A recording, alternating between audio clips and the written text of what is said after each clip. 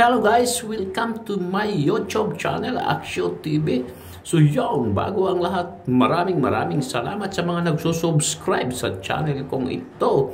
So yung iba po na hindi pa nakasubscribe, binanyayahan ko po kayo na tulungan nyo naman po ako i-subscribe ang channel ko bilang tulong niyo sa akin po. Maraming salamat, Aksyo TV po. So yun, diretso na tayo sa video at bibigyan natin ng reaction at komento ang mapapanood natin. Let's go!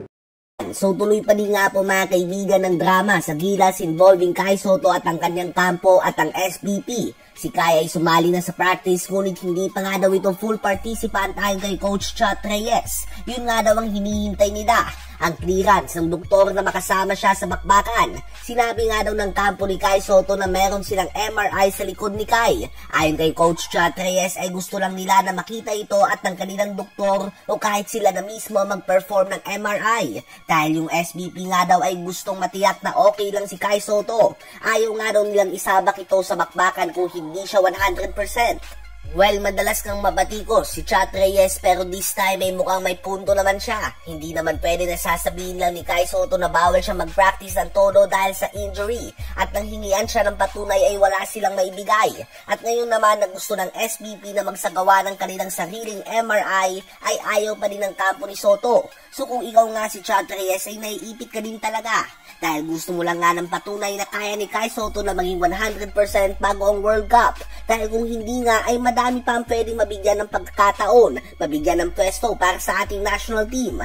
Habang ang pahayag naman ni Kai Sotto ay dapat meron siyang 12 sessions ng therapy para sa kanyang likod.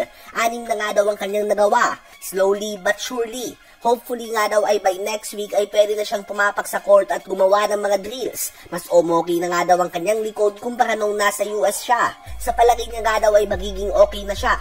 Well, hopefully ay maging okay na nga si Kai Sotto talaga mga kaibigan. Ganun pa man, that doesn't change the fact na kailangan niya magbigay ng patunay kay Coach Chat at sa SBP. Kailangan nga nilang assurance at hindi pwede na panghawakan lang nila ang mga salita ni Kai Sotto na I think I will be okay. Dahil World Cup ang pinag-uusapan dito. Once every 4 years lamang ito. Ano ba ang masasabi nyo tungkol dito mga kaibigan?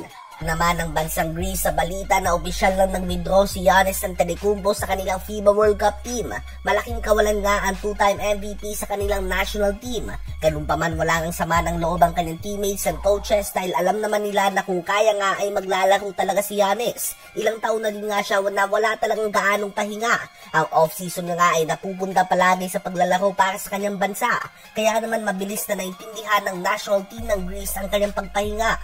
At mas okay na nga ito dahil mas gugustuhin naman ng Greece na okay siya para sa Olympics at sa NBA. So mas pinili nga muna ni Giannis na magpagaling sa injury matapos ang disappointing ending sa kanilang playoff run, kung saan sila ay ang favorites sa magkampiyon at napauwi lang sila ng 8 seed na Miami Heat sa first round of playoffs, one of the biggest upsets in the modern NBA. Sa last tune-up game din ng Greece ay tinalo ito ng kagrupo natin na Italy sa dikit na score na 74-70. Ano ba ang masasabi nyo tungkol dito?